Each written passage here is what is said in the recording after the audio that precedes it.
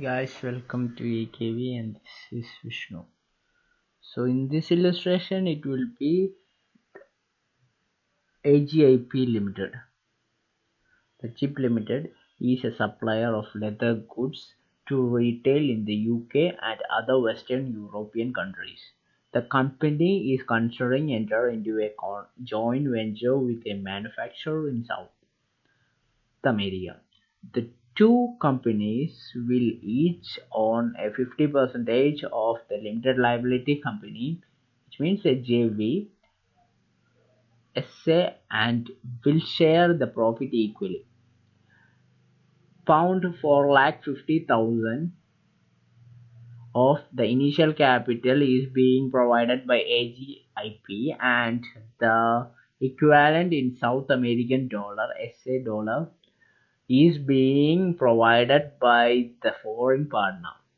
The manager of the joint venture expects the following net operating cash flow, which are in a normal term. As a dollar in thousand, forward rate and exchange rate has been given. So here we have given year 1, year 2, and 3, and it would be 4,250, 6,500, and 8,350 for year 3, and 10, 15, and 25 for the 3 years respectively.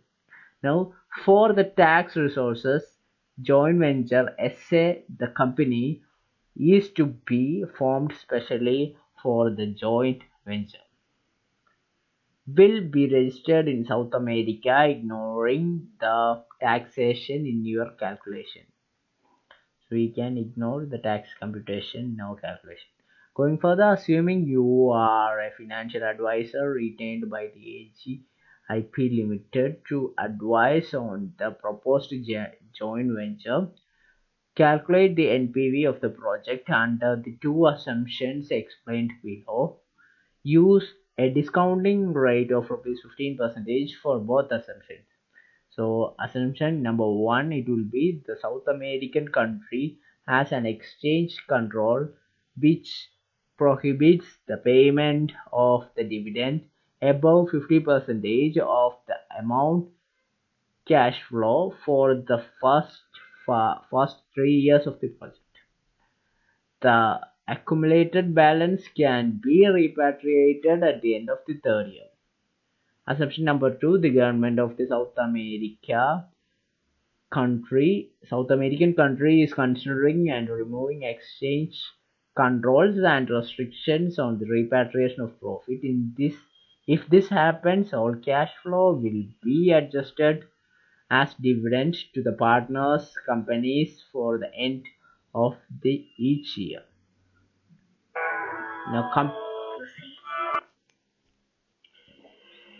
comment briefly on whether or not the joint venture should proceed based on solely on these calculations.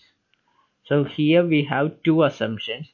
Number 1, it will be the rules of the South American country that 50% of the dividend should not be taken out, or it should be taken out after 3 years. And second option will be, as usual, you can take any such amount or any amount of dividend or repatriate any amount of dividend. So going ahead with the solution, I have made a table containing 7 columns. And number 1, it will be year will be 0 to 1, 2, and 3, and then profit of the company SA, it will be 4,250, 6,500, and 8,350, which has been given in the question. And then we have the share. So the AGIP's share would be 15%, and then the share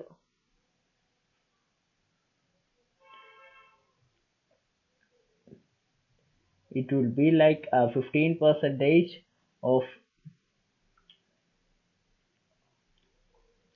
AGIP's share would be 15%, and 50% of such amount should be retained in the same country, and 50% should be taken out. So the amount should be taken out would be 15% of such amount. And then we have the tax amount. So after considering the tax amount, we need to multiply it with the PV factor, and after that we need to take the sum total. So the sum total would be negative 68.864. Over here we have the share of AGF should be 15%. So the 15% of such amount should, and it is converted into thousands.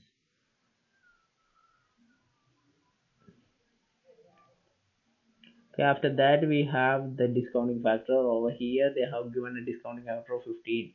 16 years should be taken and it should be multiplied, and taking the total you will get a negative 68.864 as the figure at the end of the, and then here we can notice that at the end of the third year the entire amount or the retained amount, the 50% of the retained amount should be taken over here on the third year, and it can be repatriated to the from the South American company, and it can be taken by the HAP Limited.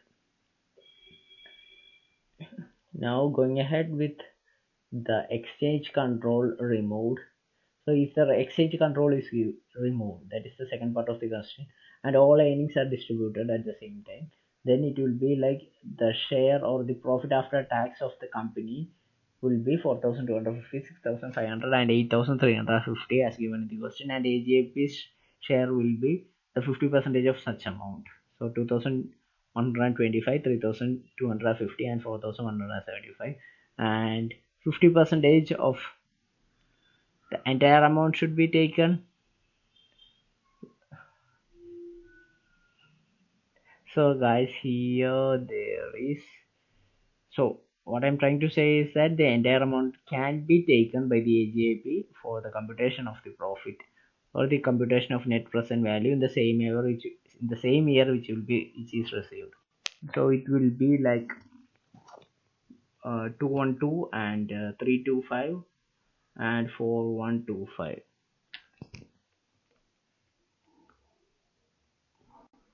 So after getting the AGAP's share of the 50% of the share, we need to convert it into the US dollar. So after converting it into US dollar, we need to multiply it with the discounting factor of 16%. After computing that, we have to take the sum total, and here we can find that the net present value is a positive figure of 21.515. So guys, thanks for watching this video. I hope you are clear with this example. If you find this video helpful, please subscribe. So before that, I can explain that here we have the AGVIP share has been some changes. So this changes is not just regarding the share, the consideration of exchange rate. The exchange rate has been given in the question, and we need to divide the exchange rate over here has been given in the question, and we need to divide the shares of the company with these exchange rates. So after dividing the figures, these figures with the exchange rate, we will get these figures. Okay, after computing these figures, we need to multiply it with P factor to find the net present value. So okay.